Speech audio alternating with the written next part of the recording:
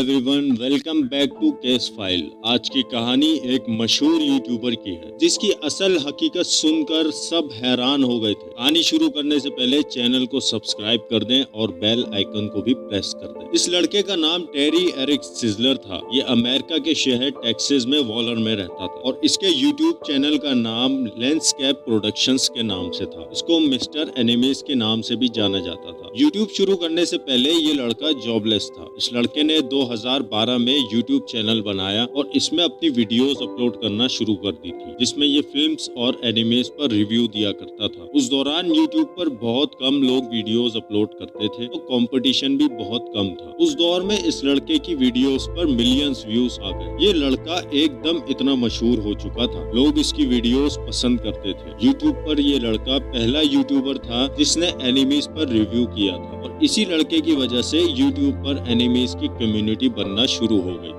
और फिर देखते ही देखते टेरी एरिक सिजलर मशहूर हो गया था, लेकिन कुछ टाइम बाद इसकी वीडियोस पर कुछ अजीब आना शुरू हो गया। ये अपनी वीडियोस के दौरान बहुत ही एग्रेसिव हो जाया करता था और व्यूवर्स को इसे देखकर ऐसा महसूस होता था कि इसका दिमाग में कुछ डार्क चल रहा है। ये अपनी वीडियोस में गन्स और दूसरे हथियार भी दिखाना शुरू हो गया था। उस टाइम यूट्यूब पर इतनी रिस्ट्रिक्शन नहीं हुआ करती थी। ये आदमी अपनी वीडियोस में कई दफा गन्स चलाता हुआ भी नजर आने लगा। व्यूवर्स को अंदाजा होने लग गया था कि टेरी एरिक सिजलर की पर्सनैलिटी अब चेंज हो रही है। एक दफा इसने अपने फेसबुक पेज पर पोस्ट किया कि इसका पालतू खरगोश कहीं खो गया है और हकीकत में ये था कि इसने अपने इसी खरगोश को गोली मार दी थी। एरिक अपनी जिंदगी में बहुत ज्यादा वायलेंट हो चुका था। एरिक ने उन्हीं दिनों अपने फैंस को यूट्यूब पर बता दिया था कि ये कुछ अरसे यूट्यूब से ब्रेक ले रहा है क्योंकि इसको फिल्मों में काम करने की ऑफर हुई है। ये सुनकर इसके फैंस बहुत ज्यादा डिसअपॉइंटेड थे, लेकिन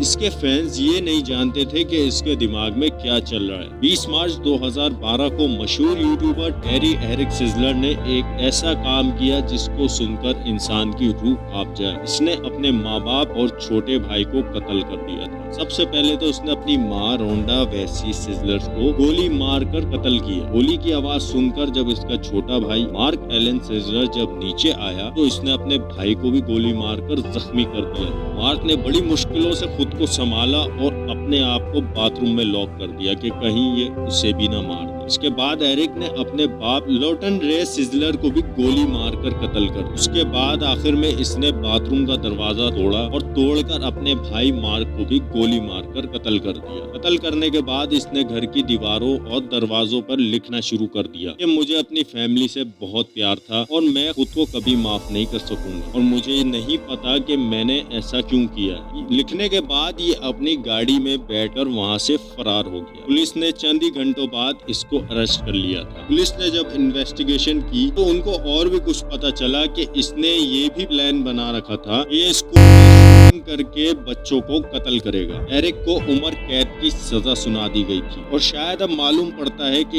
ये आदमी जेल में ही मर चुका है।